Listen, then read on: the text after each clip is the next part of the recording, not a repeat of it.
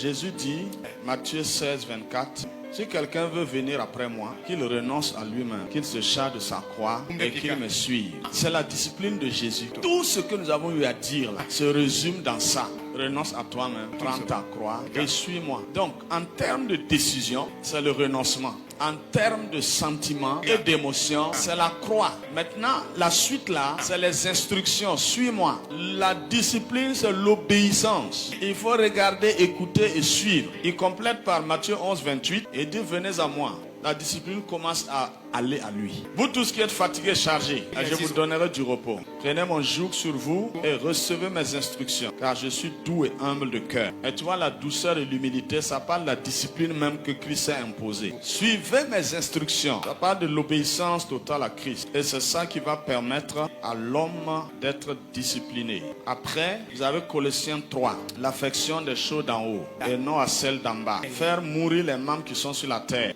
Ça, c'est des décisions à prendre qui vont permettre à ta vie d'être disciplinée. Parmi ces décisions-là, c'est renoncer à la colère. C'est une décision. Renoncer à l'animosité. C'est une décision. C'est Colossiens 3:8. Dire non à la méchanceté. C'est une décision. Dire non à la calomnie. C'est une décision. Il ne faut pas mettre des esprits là-bas pour te justifier. Ah, l'esprit de calomnie me fatigue. Irresponsable.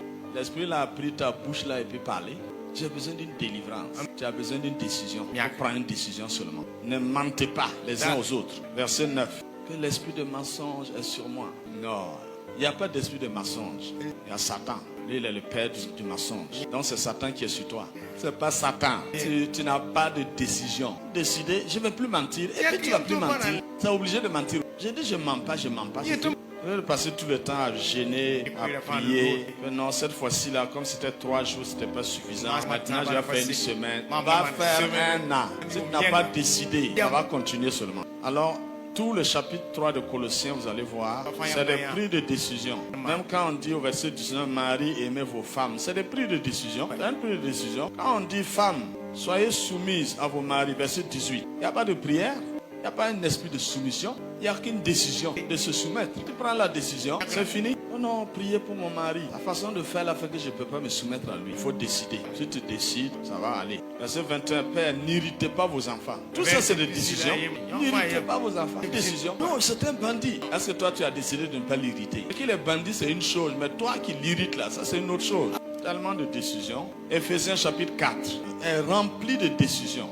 Si vous lisez à partir du verset 17 d'Éphésiens 4, vous allez voir, c'est plein de décisions. Vous ne devez plus marcher comme les païens. Il n'y a pas d'onction pour ça. Il n'y a pas d'esprit pour ça. C'est toi qui décides cela. Comment je vais faire pour ne plus marcher comme les païens? Je me sépare d'abord d'eux. Non, toi tu ne veux pas te séparer. Tous les jours vous êtes ensemble. Et puis tu pries pour ne pas faire comme eux. Et ils ne sont pas avec toi, c'est toi qui es avec eux. Et puis tu pries pour ne pas faire comme eux. Non, il y a beaucoup de prières, il faut qu'on arrête. On doit décider seulement. Verset 25, renoncer au mensonge. Ça, c'est des décisions. À part de prier, on dit renonce. Et puis parle selon la vérité à ton prochain. Verset 26, si vous mettez en colère, ne péchez point.